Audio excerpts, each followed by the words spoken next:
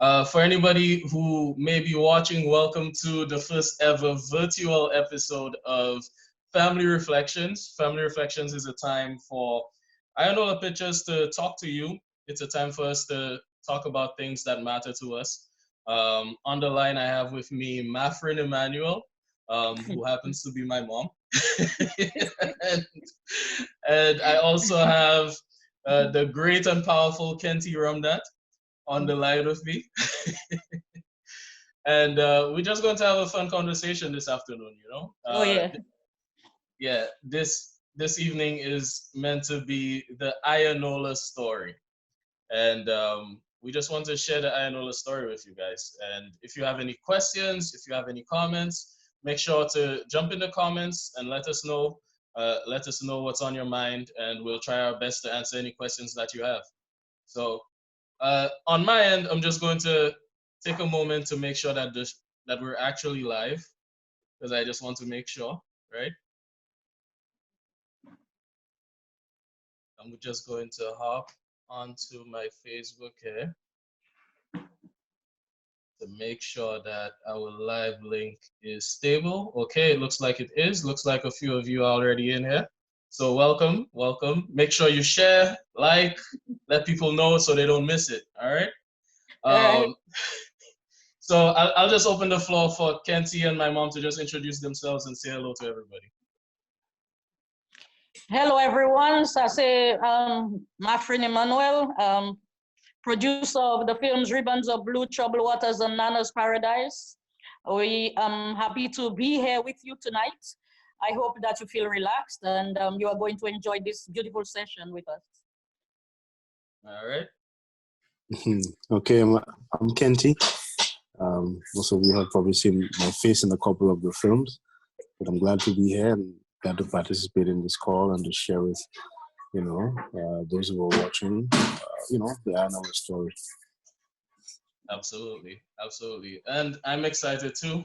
I just want us to start off the conversation because a lot of people don't know this, and I know some people might be curious because some people see the films, they don't know a lot about your background.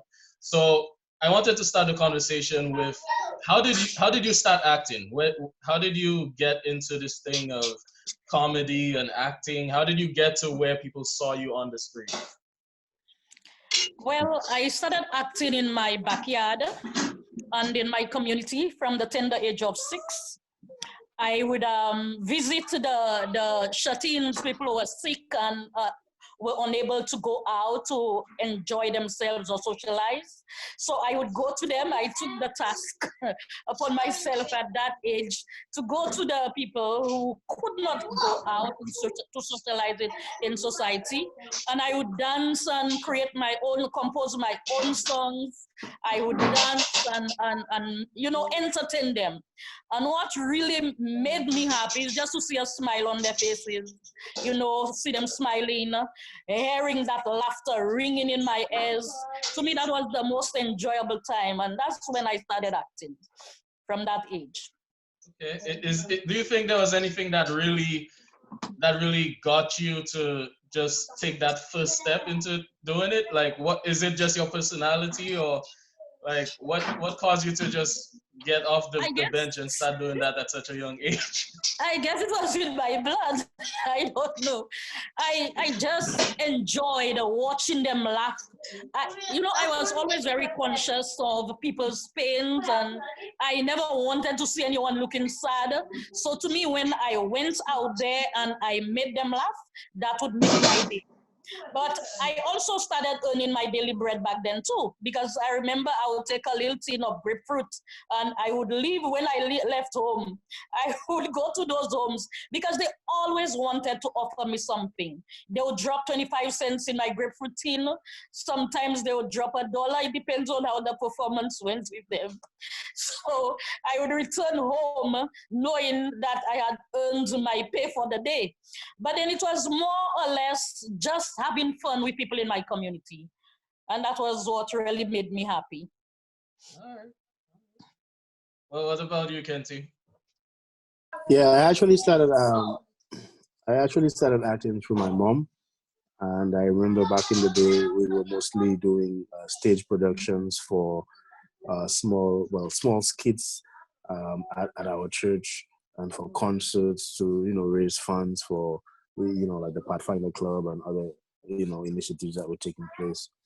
And, we would host our own concerts and stuff. And I was pretty young at the time. I believe I was probably 10, 11, if not younger. Um, and then I got introduced to my friend, um, and from that time on, we began doing stage productions with her, and then it grew into doing films and these productions and so forth. So it's been a wonderful experience participating and basically just bringing out a story, through acting. So I've enjoyed it. Yeah, for me, I have to share mine too, For me, I was when about to ask you. of course, when I was I remember my very first memory when it comes to acting or drama. I remember I was a little child, and we were at the Deriso Church, Deriso SDA Church. And back then, my mom had a group called Vision de la Vie. And I know some people on the line might even remember that group. That group was where it all started. And I was, I can't even remember how old I was, but I just remember, seeing my mom playing a scene. And in this scene, another guy he was playing the part of her husband, right? And I saw the man, and in my little brain as a child, I was like, "That's not my daddy. I don't want, I don't want a new daddy." So I start crying, and some of the people there, they came and they held me, and they held me up, and my mother had to say, "Boy, behave yourself, boy, behave yourself," So that was my introduction to acting. I thought I You was were going to pretty have a young new then. daddy. Yeah, you were very young at that time. So that this has been what I've known my whole life, and I really enjoy it. I really enjoy it. I've enjoyed the stories that I've seen come from Iyanola Pictures, and it's been a great experience, and I'm excited to talk about it with you. Now I know for me, if I were to take away that component of my life, take away all the concerts, take away all the movies, take away all the stories, I would be a very different person, because I think acting kind of opened up my more extroverted side, um, gave me more confidence, and really affected my childhood in that way. I just wanted to know if y'all feel the same, if y'all feel that um, your childhood and even your personality has been changed or influenced by your experience with acting and performing. Can't you go first? Yeah, for me, it has certainly, allowed you to be a lot more, I would say, bold. Um, because when you're acting, you basically taking yourself out of yourself and becoming someone else. And so when even in life in general, when you maybe faced with maybe you have to do a presentation or you have to go to a job interview or something that would typically tend to get you nervous, and or you kind of use those little skills to sort of help relax and keep your mind focused. So it has helped in that way. Of course, it comes, with sometimes, you drive by and people see you and they think that that's the real person there. They can just say, let me see, wait. So those are some of the things you have to deal with. But as a young person growing up, um, it has certainly helped me and helped me be more confident, in my just my interactions with people at different levels. And so, of course, it always helps when people, when you go somewhere and the people know you. Oh, you the guy from Ribbons and Blue. That always helps because you already have a foot in the door. So you get those little perks. But other than that, for an individual, I can certainly say that it has helped my personality, helped me become more confident in myself. do things that you never thought you would do, and do it so that like you on a stage. Sometimes I've portrayed, or I've played characters where you have to be barefooted, that walking in the dirt, in the mud, that kind of thing. People typically would ask questions about that. One time I had to lie down in a coffin. People look at you. So those kind of things just help you get out of your shell, and help you become more confident. And these are things that young people always need, especially when you're dealing with maybe issues of like low self-confidence and self-esteem, that kind of stuff. You help feel a lot better about yourself. And more than that, the bigger picture is that you're doing something that is impacting someone's life somewhere. And the productions that you do, whether they're on stage or in front of a screen, they live on. The memory of it lives on. And for the movies that we've done, I mean, the films are out there, and even up until today, I mean, we did Ribbons of Blue and Tears in the Valley like over 10 years now, and people still talk about it. They watch the film and they still cry. And so just being able to participate in something like that, and being able to create and to share a story, to know that you're actually helping someone out there in some time. Look, we're talking about 10, 15 years later, and people are still talking about these stories. So that's the kind of thing that that also is beneficial. You get to be part of something that is bigger than yourself. You get to help change lives, because sometimes people tend to think that because they're on the stage, that what they're doing is, they may be shy, whatever. But think about the bigger picture here. You're actually helping tell a story that somebody else out there, would experience a life-changing moment. And sometimes all they need to see is how you on stage would deal with it, because they themselves maybe, are dealing with it too. So, at so many different levels, you're just helping to change your life. Yeah. And so it's great to be part of that kind of opportunity, and to be able to help transform people's lives in that way. Absolutely. For me, it was rather strange though, because when I was very young, I was very, very quiet. I considered myself to be an introvert, and most of the people in my community, look at me as, someone, in fact, who is very quiet. Some people even used to say, "Apami ishma mãe, liki ikwa style, ipakapale by moon and whatever." But on the stage, when they met me on stage, I was completely different. So, and when I started teaching at the age of 17, in the classroom, I began to use my acting skills, especially when it came to mathematics. I really, up to now, don't like maths. Pour moi, maths, c'est comme Chinese et Japanese on the chalkboard. Et l'on teacher te vraiment aller faire ensemble les bords là. Ça a été trois cas. So when I graduated from Fort Compre, I decided that I would use my skills, in the classroom when I became a teacher, because that's what I really wanted to do, either nursing or teaching. And when I started teaching, I could see the tension in the classroom that the students went through. So what I did, I started using drama. I would tell them, okay, I would actually dress some of the characters, use my props in the classroom. So this is Mr. Tom. Mr. Tom, give him a basket, has 20 mangoes or whatever I would use in the class, 20 mangoes, for example. And he met Miss Jane on the way, and he gave Miss Jane 10 mangoes.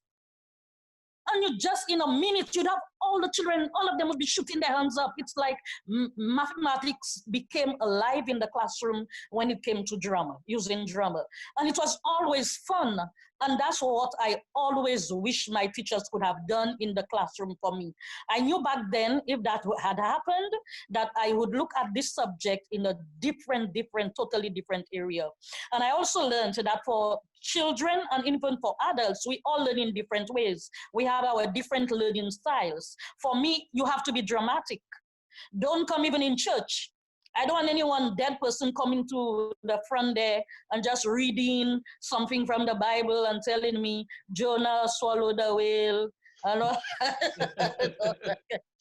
the whale swallowed Jonah. You're talking as it were. You are on death row. No. I want to know that you are being inspired by what you are going to present to me. specifically. I mean, among the people there, I need to know that you are resonating with me well enough, you are touching, you are inspiring me. So for that, I would also, when it comes to that, when I entered my classroom, I always wanted to know that I was meeting the needs of my children in all kinds of ways. Those were very quiet, exceptional students. They didn't have to worry that much. But when it came to the slow learners, to me, we needed to wake them up a bit and help them feel comfortable and happy in the classroom before they gain that concept that you are coming with. So I found what you said there very interesting, you know, because it sounds like what you've done is you took some of the concepts that you learned from teaching, and then you also took some of the concepts that you have from storytelling and from creating stories, and you merged the two together to empower both sides of the equation, right? Yeah. All right. And that's something, you know, I've known you for as long as I've known anything. And that just occurred to me. So I think that's very interesting. Yeah. There's one thing I wanted to move to and just share with the world, because there's a film. Most people know about Ribbons of Blue. Most people know about Nana's Paradise, Troubled Waters. But there is a film that started the whole thing. A film that, you know, created the path for those things, and it's called Tears in the Valley. And I just wanted to get some of your memories about what the creation of that very first film was like for you. Well, that came as a surprise because I never knew that I could produce films. I never went to school. I have no formal training. That was rather strange. But I remember receiving a letter from the Substance Abuse Secretariat one afternoon, and I read the letter briefly. And at that point in time, I thought they were actually asking me to produce a film. I don't know where that idea came from, because I know during that period of time, I was busy raising funds for sick people in my community, those who needed to travel overseas for treatment, Martinique, wherever, London, wherever. One of the things I used to do in my community is to just, write a script, a play quickly when they needed my assistance, and just host a concert. And they had seen one of my plays, The White Angel. So I know they were, very happy about what I was doing. So back then, I don't know why I thought it was a film that they wanted, a short film. I immediately started writing the script. I got my actors together. I got Kenty Ramdat, who is right here with us, some of the young people from the church, and we went to Prale, and I started filming. And when Mr. Edwards arrived that one afternoon, I remember him saying, "Oh my God, Mrs. Emmanuel, I didn't know you had taken our request that far, but this is rather amazing." And, my cameraman, Michael Joseph, he was there, filming, and everything was going smoothly. So we continued the story, filming the story. And when it was aired on NTN, oh my goodness, everybody, I received so many calls when that short film was released. It was rather amazing. But Malawesma, when I look at this production right now, it's not, a piece of work that I am proud of, because during that period of time, we didn't have the right cameras, and some of the scenes are blurry, So it's not, I remember a friend of mine, Kuliman, who has, been trying to help us. He asked me for it. That was a request from everyone. They need to see the first movie. But I keep telling people my first real movie is Ribbons of Blue. Tears in the Valley is a beautiful story and people loved it. But I don't know, maybe one day we can ask NTN if they have it, in the archive to play it, because I think they should have a copy. Do you think you'd ever consider, and just before I say this, I want to shout out to everybody on the live right now. We're so glad to have you guys with us. Make sure to like, share, let your friends know about it. Let your friends know that this is happening so they don't miss it. All right? But what I was about to say is, you think there's ever a possibility that you would actually redo Tears in the Valley since the story was so good? Yeah, I would be happy to now that Kenti Ramdat is back on track. And we have so many wonderful actors. You know, St. Lucia, I mean, I'm just so proud of our young people. I always keep on saying that we have Lucian Hood. We don't have Hollywood, Nollywood, but we have Lucian Hood. And we should be proud of what we have. I have received so many requests from young women, young men who keep asking me to remember them when we, move to the next production. And it has been a wonderful experience. I am not the only good actress in St. Lucia. No, we are all, I think most of our young people, if they're given that chance, will make us proud. So I don't mind reproducing that film because it was very educational, entertaining, and inspirational as well. So why not? Right, and I definitely agree, and I think I would say that talent and skill is not in short supply in the Caribbean, you know. No, no, no, not at all. So uh, Mhm. we can absolutely do that. I want to also, I don't know if you guys on the line know, but Kenty was the star actor in Tears in the Valley. And Yeah. Kenty, I know that was your very first time ever starring in a film, right? And it was a new experience for a lot of people. Can you tell us a little bit about your story while you were in that? Yeah, it was a crazy experience, not only before, during, but also after, because I got a lot of death threats. I got la- What? I got I got labeled as a guy with AIDS, and I'd be walking the streets in Oh Cashville my and saying, goodness. "As a guy with AIDS, as a guy with Oh, AIDS." But it was I mean, like my friend rightly said, it was a first time experience for all of us. I mean, it was the first time that we were actually, being caught on camera. You know what I mean? Um, and so, it created this kind of a feeling where, sometimes, we were acting, but at the same time we were learning how to act. Because now Yeah. we're not on a stage. We're in front of a camera. You can't just stare in the camera and talk. You have to, factoring all of those things. But in terms of the story itself, it was an interesting story because, at the time, the story that we were telling, there was a need for it in Saint Lucia. I mean, you're talking about Saint Lucia being hit, with the AIDS epidemic, Yeah. and then the Department of Substance Abuse, reaching out to us, to help tell the story, to young people. And most of the actors in the film, were young people, like myself. I mean, obviously I was much younger then. But it was a way of young people seeing themselves, you know, not just by way of a story, but seeing also the consequences of what could happen when they participated in, in drugs and alcohol and bad company, and engaged in, all kinds of sexual activity and that kind of stuff. And so, it was, on one hand, for me, I mean, the story was nice, but it got, like I said, it got scary because I didn't think that people would have taken this thing so seriously, but they did. But the truth is, the story, we know this, we know that there were people out there who were impacted by the story. Yeah. And that has always been our motivation, to make sure that the stories that we tell, you know, tell the true Mhm. story of what we try to portray, and that people get the message. If Yeah. not, if people don't get the message, then what we're doing is basically just for entertainment purposes. But we are more than that. Yeah. So yeah, it was a first time experience, and man, there was a lot to learn. I remember this particular scene.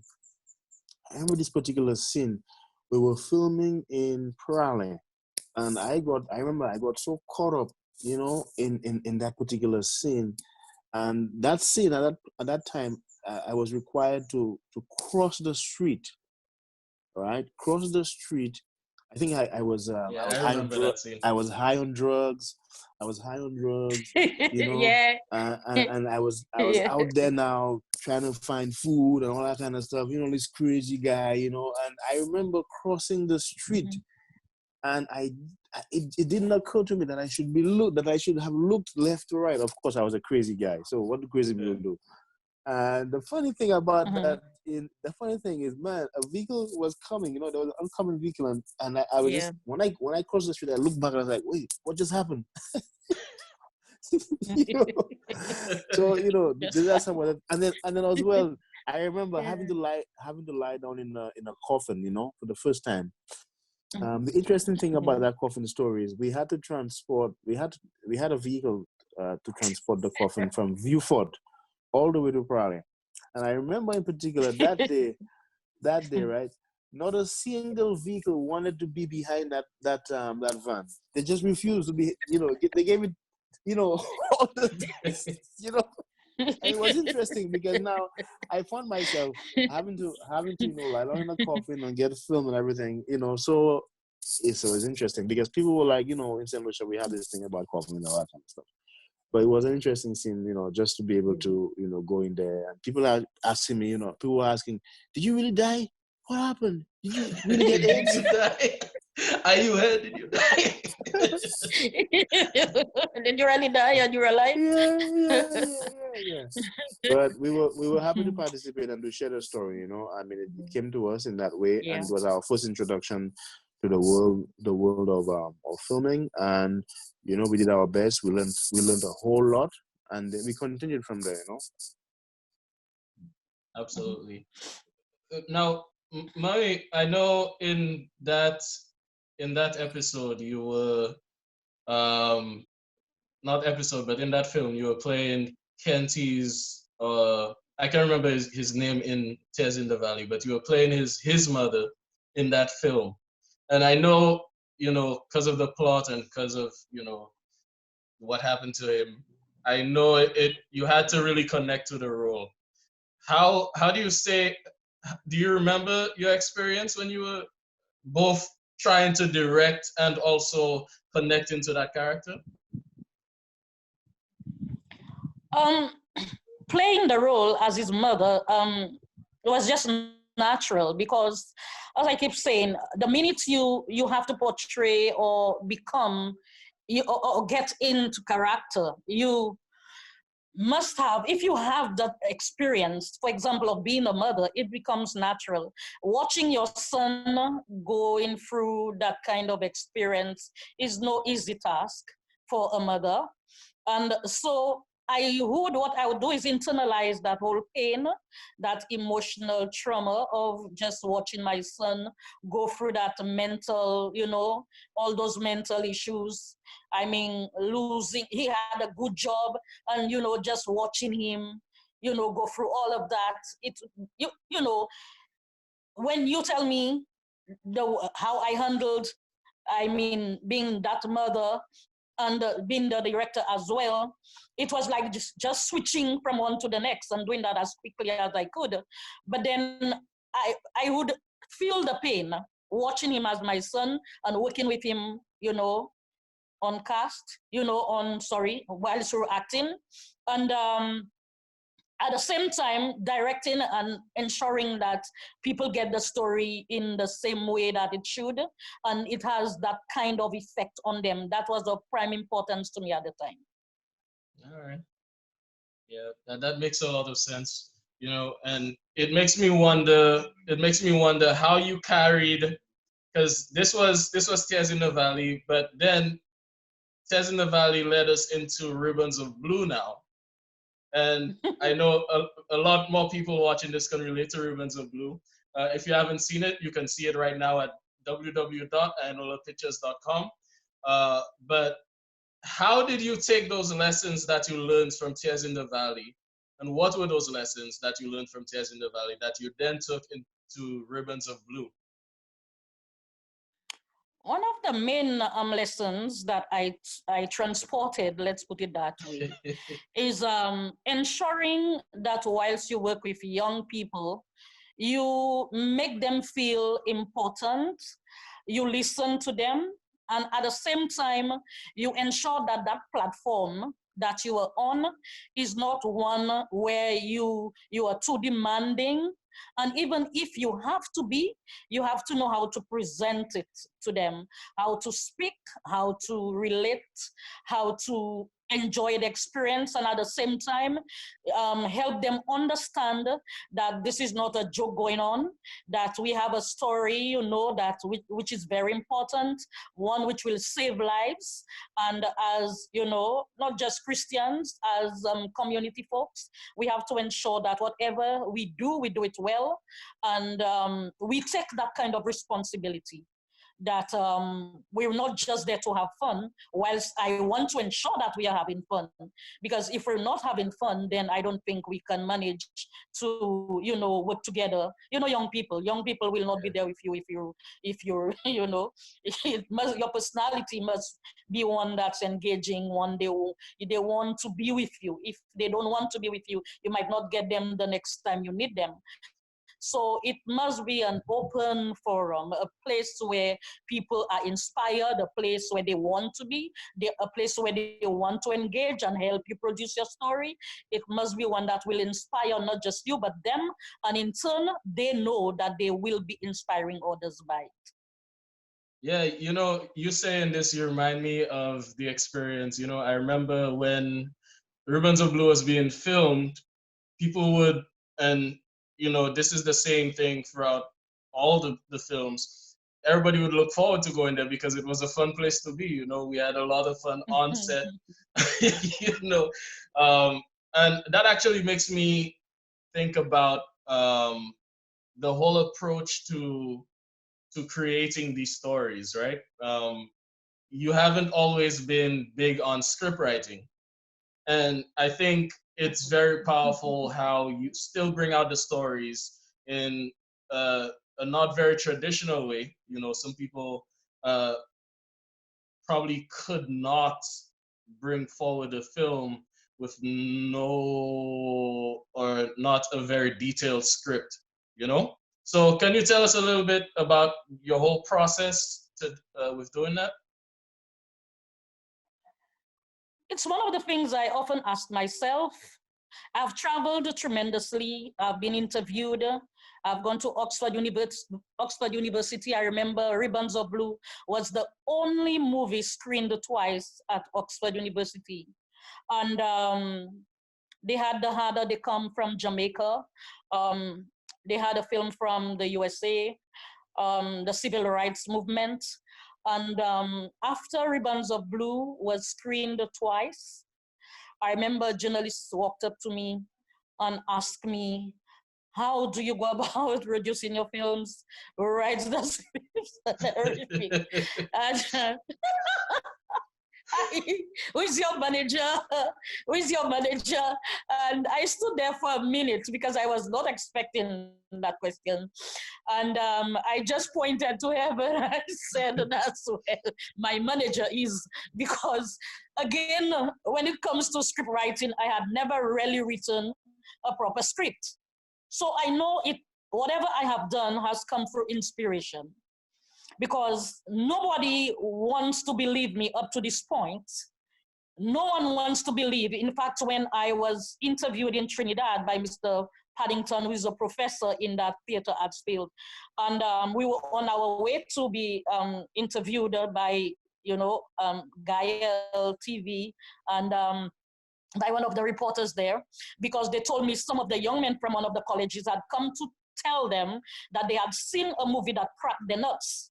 And when they met me, the journalist was just crying and whatever. Oh, that experience, that has been frequent. But everywhere you go, people are crying. And when they ask you the question, sometimes they take you by surprise. So when he asked me, Mr. Paddington, coming back to him, Mr. Emmanuel, how long does it take you to produce a film? And your script writing and whatever. I remember, I just fell into a mode of silence. I did not want to respond to that, because everywhere I had gone before, people refused to listen. They refused to accept the fact that I actually did that. Ribbons of Blue had come, as Kenty's there, he can testify to that. You were there. It was just a matter of saying to my actors, okay, this is what we are going to do today. I come in with the props and everything. Okay, I am your mother, okay? And you're my daughter. Monday, now Monday, Monday, now in a situation like this, you are my daughter, and I am very poor and whatever, and I want you to relate the same way you'd have, related to me if you were a bad girl, and that kind of thing. And would sit, she would laugh, and then I would sit there and I'd tell her, okay, Brother Mike is getting ready, action, let's roll it. And we'll do it once and twice, and it would happen over and over and over again. I can remember my young actors when we produced Nana's Paradise. Remember, Keddy? Once one of them walked up to me and she said, Miss Maffrin, how comes you crying so fast? I can't cry so fast, huh? How are you doing it?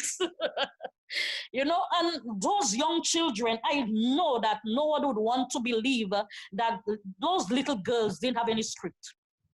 It's just how great I believe our young people can be if we work well with them. None of them had a script. We went through Nana's Paradise without a script. We went through Ribbons of Blue without a script. Tears in the Valley, well, we'd have that little paper, that little sheet of paper once, checking here and there. And Shanta's World now, Keddy, when it comes to the script now, I remember Drania Frederick, after I won the competition, we had to pitch what competition was that? What competition? Yeah, well, there was a competition in St. Lucia was it 2014? And they invited all producers, professionals were invited to pitch a concept about a film that they would want to produce in St. Lucia. And we were told that the person who wins will receive a form of financial assistance. I was reluctant at first. Hold on, I just want to, because I know some people watching might actually be interested in actually participating in that competition. Is that something that's still running monthly or every year? Okay, no, it's just not. A one-time thing? No, it was a one-time thing. Okay. I was reluctant because at the time I had my concept because I had traveled within the Caribbean region, and I had visited some of the libraries. I had held 22 screenings, visited the elementary schools, the secondary schools, colleges. We had screened Troubled Waters, Nana's Paradise, Ribbons of Blue, and all the children were just so excited about those movies. But something struck me as,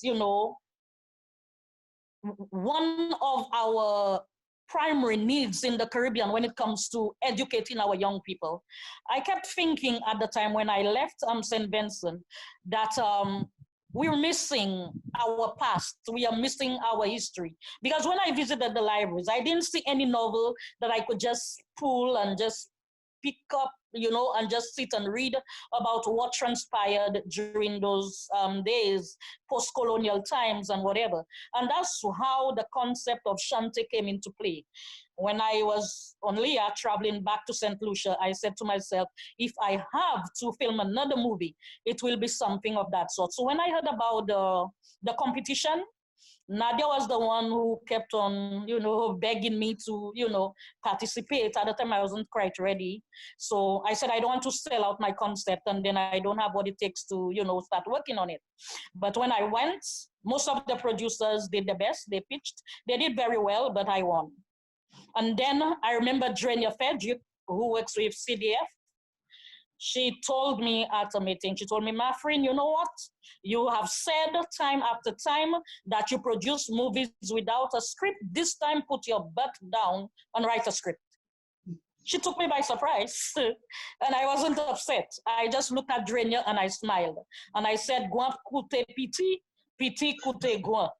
And as I arrived home, I started reading, Google search, reading about script.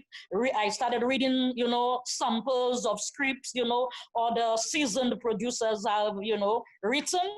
And I started writing Shanti's World. Okay. Now, you mentioned the CDF there. Just for the folks on the line or anybody watching right now, the CDF is the Cultural Development Foundation, right? Yeah. Mm-hmm. Yeah.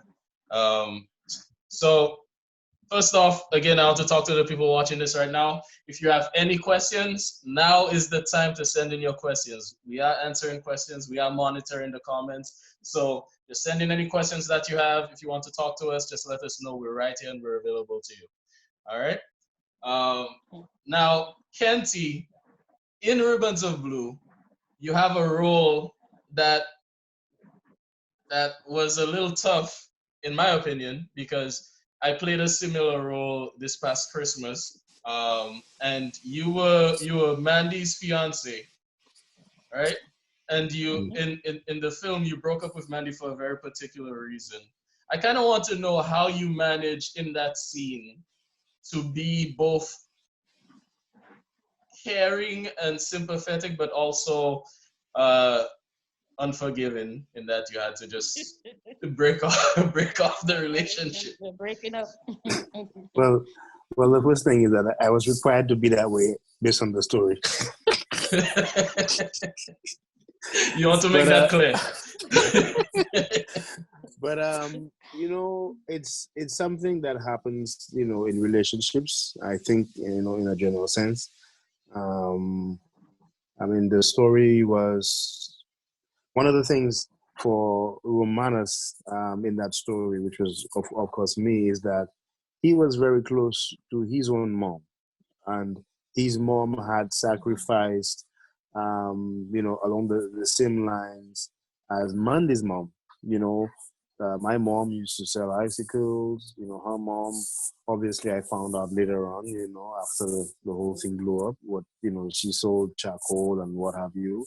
So we had similar backgrounds, and so I think my character, I was very open about that. This is me, and in relationships, I think, it's important that people understand the importance of being transparent. You get my point? Yeah. And so being able to share, and guess what? We were at medical school. Who cares whether Yeah. what your background was? We are medical school. I mean, come on, we're changing our future. We're not selling icicles or selling charcoal. You get my point? Anymore. And so then in one sense, you understand that you were ashamed, and at the same time, you have the other thing too is she was also pregnant. You get my point? Yeah.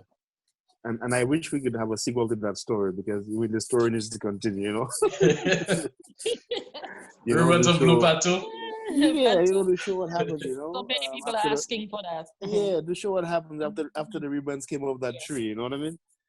Um, so on one hand, there was this, compassion, because hey, you now have a greater responsibility in the relationship because she's pregnant. On the other hand, you're disappointed because all along you've been, going through this relationship with the understanding that hey, we're in this together. We're both at medical school, looking out for each other. This is me. This is my background, and you obviously you come there telling a different story about who you really are. And so, that's where, the compassion ends, and to say, hey, you know what? I don't think, I don't think that it's going to work out for us. And again, that's why I said the story ended there. But I think in terms of in the Caribbean context, right? That's what happens. We have a lot of broken relationships in the Caribbean. We have a lot of relationships, single parent relationships. Things don't always go right. Um, things fall apart along the way. But what happens after? A lot of parents, like in Mandy's case, she was pursuing a career.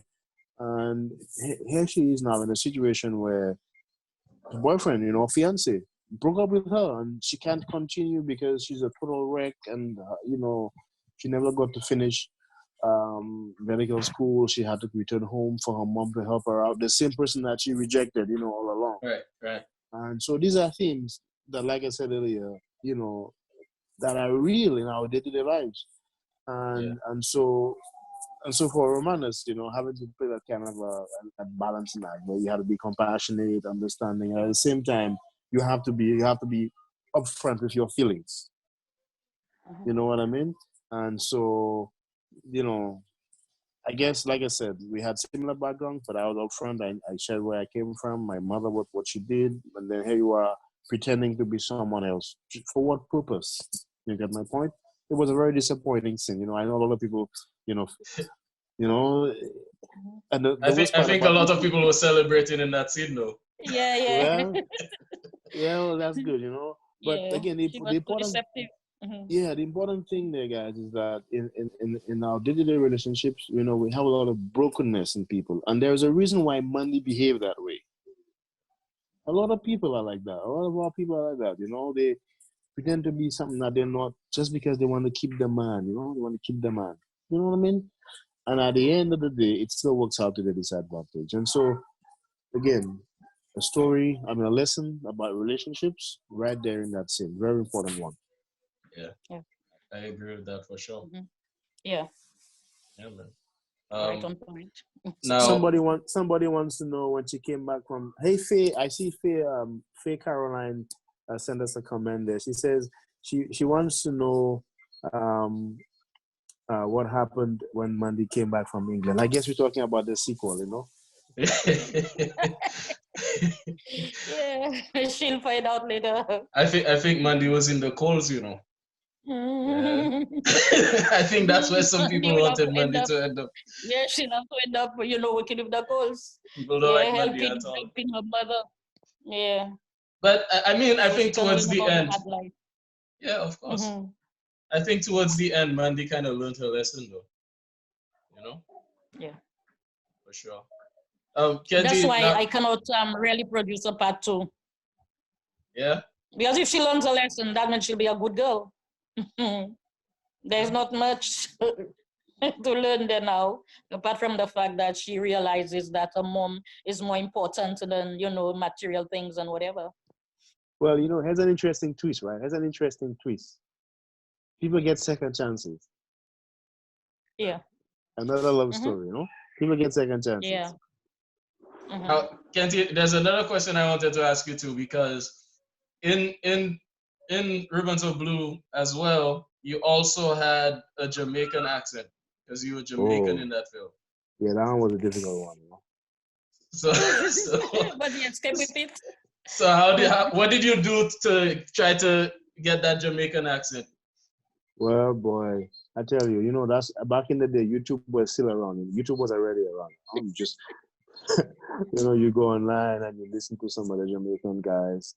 You know, you listen to some of the Jamaican accent and you practice. You know, you just play around. One of the things about acting is off screen. You know, there's so much preparation that has to be done, and Yeah. sometimes that preparation happens even in your sleep. You know what I mean? Yeah. So, you know, you just, well, like what I would do is there are certain lines that, you know, I had to say, and I would just try to rehearse those lines using the Jamaican accent. And again, you know, you go online and you listen to the Jamaican speak, you try to, you know, adopt that same kind of thing. And that's what acting is all about. Like I said, taking yourself to a place where you know, and up until this day, you know, I hear man, you were Jamaican man. What man? Why you lie to me, man? Why you lie to me? You know, I still have a little thing or two, you know. So yeah, it takes a little practice.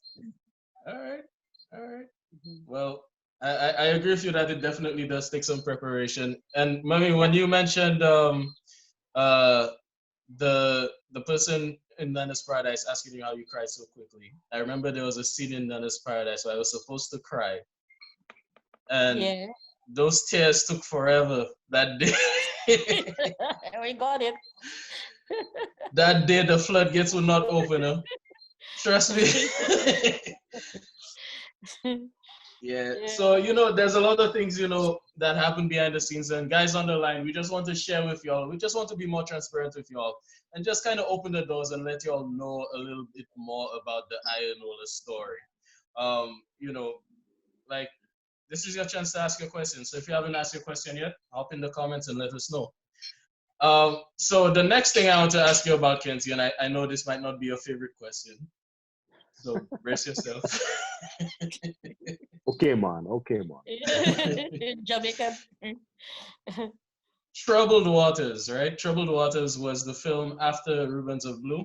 Oh boy. Um, in Troubled Waters, you play a stepfather.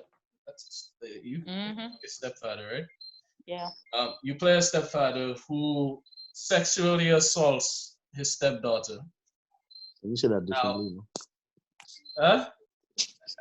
I think you say Sexual that differently, abuse. you know. I don't know. I don't know the right way to say it, but he It's did some okay. bad stuff. It's You okay. Go know. right ahead. It wasn't me though. Yeah, it wasn't you. It was the role. So I just want to know when you play in a role like that of playing Yeah. somebody who is who is a terrible person like that? Mm-hmm. How is that done? How do you bring yourself into that character? How do you navigate, those emotions and that kind of thing? Yeah, that was a tough one. Actually, I remember vividly when my friend told me that she was, that I would have to play, that she was assigning me, that role. I remember going online and reading, doing a lot of research into the psychology, of a child molester, um, just to understand some of the things that occurs, leading up to that kind of activity or that kind of a behavior. So, because obviously this is not something that you do, that you portray. For me, it was the first time. I had to now learn to be the bad guy. you know Mhm. um and so I read a lot about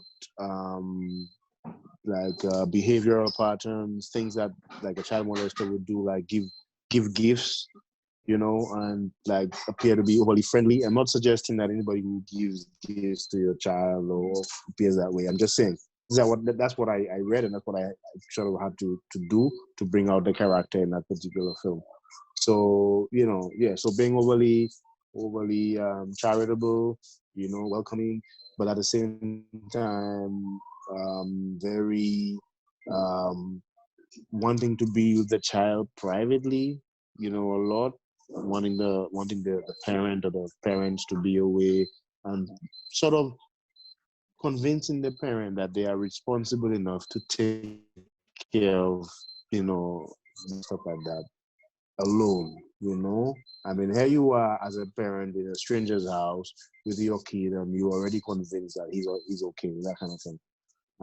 So I sort of had, for moments, whilst we were filming, I had to be reminding myself of these things so that I can, play out in the different scenes. For example, there's a scene where Mr. Everton has, this little toy, and he calls a little, what's his name, Risa, calls Risa and says, "Hey, look what I got for you." And he has this little toy with this little man, who plays a little jingle, and he drops his pants, and he goes, "Laughing, yeah, yeah, yeah, yeah." That's a way of playing into the child's mind, try to tell the child, "Hey, if my pants drop, it's okay. Don't be afraid. It's just a little The game. psychology. Just a, Mhm. yes, exactly. It's a little game." And these are things that happens in real life, and in many cases it happens even worse than that. You get my point?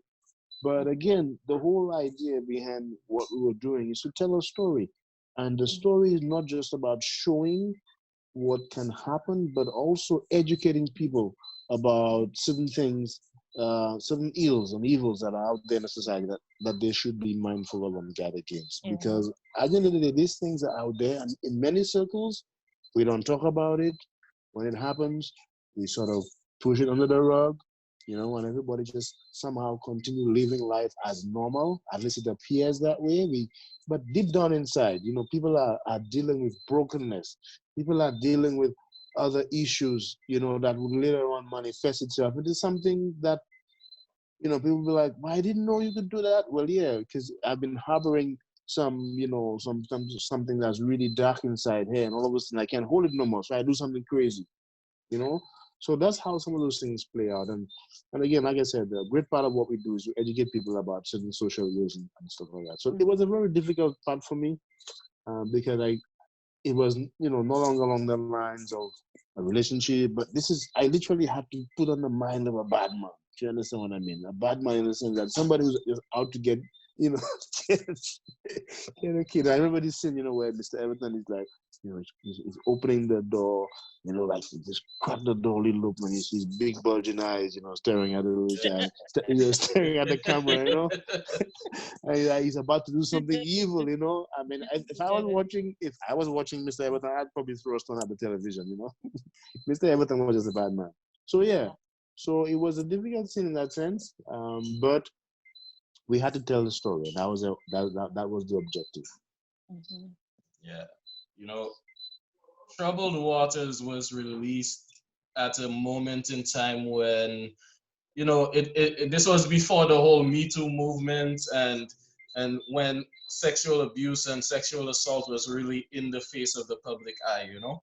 So Mrs. Emmanuel, how would you, what would you say brought you to the point that you would want to share a story like that with the world, way back when it wasn't really it was kind of a taboo topic, you know? It wasn't really something that was in the public discourse. Well, what really inspired me back then was the news. I had just returned from the United States, and I was reading a newspaper, and at that point in time, I think it was a few days before I read that paper, a young girl had been raped and killed somewhere in Choiseul. And I got so angry. I was so upset. Emotionally, I could just identify with the mother, that child's mother, losing your child. And the child was killed, not just molested. The child was raped and murdered. And I said, I don't have what it takes. I can develop a story. I know I can do that easily. I may not have the finance to do it, but it could take whatever. I said, as a teacher, I am going to put a story together so that the parents can understand how careful they have to be with little girls, and especially now little boys as well, when it comes to those pedophiles. When you are in a relationship with a man, you have to act, and you have kids, you have to ensure that you understand who you are taking into your child's life. And you should never be naive. You understand? I remember I was in the kitchen once with you, Keddy, and I told you, I don't know if you can remember that, but I remember telling you that I have not watched that movie twice. After it was produced, I never took time to sit and watch it, because every time I did, I would get upset. And I remember you were leaning, against the wall in the kitchen, and you looked at me, and for a minute you said, "Mommy, you should not be so upset. This is a film that will save lives, and it will save many children's lives." I can never forget it. And when you said that, I felt a little better, that maybe it would help, instead of bring out the anger that I was feeling, and I wanted the men out there to feel, and the pain I also felt when I identified with that child's mother. When you put it that way, and you told me, "Mommy, that can be a tool that can help young girls. It can save their lives." I began to see troubled waters in a different light. And as Kenty just said, whenever, when it comes to Iyanola pictures, whatever stories we tell, they must inspire someone not to do or create or get involved in some evil act, or some evil, or some societal ill that is going to destroy the lives of our people. So our stories are entertaining. Yes, they can be entertaining. So I remember on Saturday, many people were watching Troubled Waters, and they said they are crying, they cannot take it, they cannot, they were just emotional. That's what we want to bring out. We want you to feel that pain, so that you can understand that when you act in that way, you are actually destroying somebody's life. You are actually bringing on some measure of pain to a soul, to a mother, a father, a child.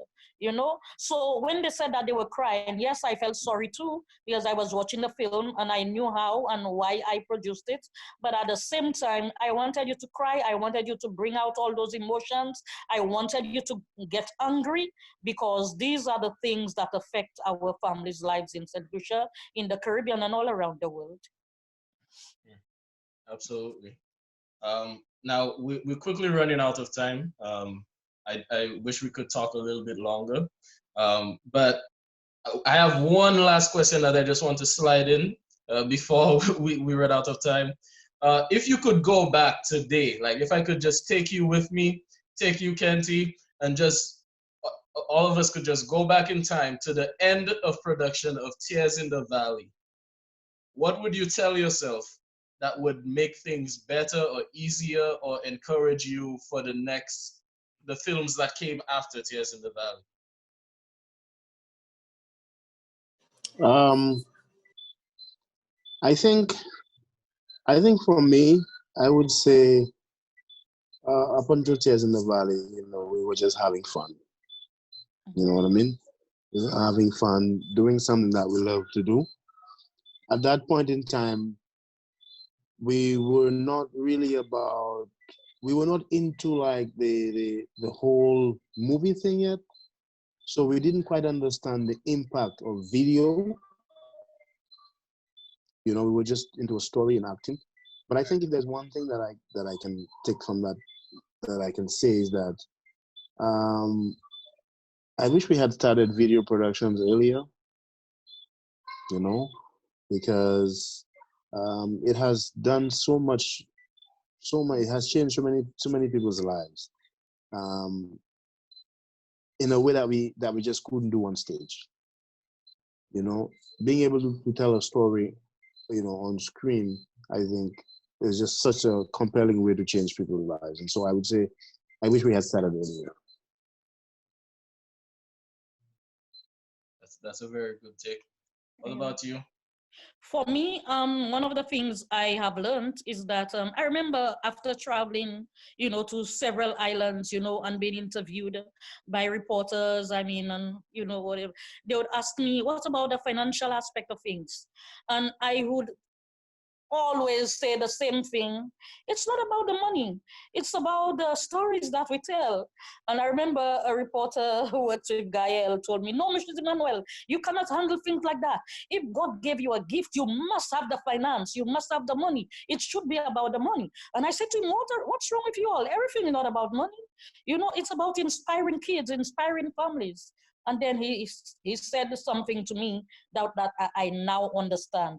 He said, well, as a producer, I realized you are gifted. Your government, they should just capture this thing because this is inspirational. This is good. This is great. If you're in Trinidad, things would have gone better for you. You need the money to produce and whatever. And I said, don't worry, the minute the stories are out, he told me, I want you to remember that. To tell the stories, you need the money. And you should work things out in a way that you have the financial base, a strong financial base to ensure that you continue to produce the films.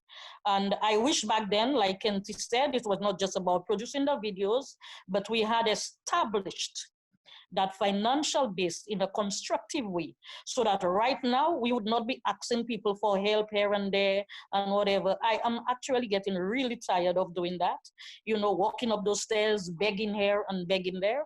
I wish I had handled it back then in a more constructive way financially. Okay. Well, folks, this has been Family Reflections, the Iyanola story. Thank you so much for joining us virtually. We'll be here twice a month for a long time. so we hope to see you guys again in 2 weeks. Have a good one. Thanks for joining us. Okay, Bye. thanks for watching.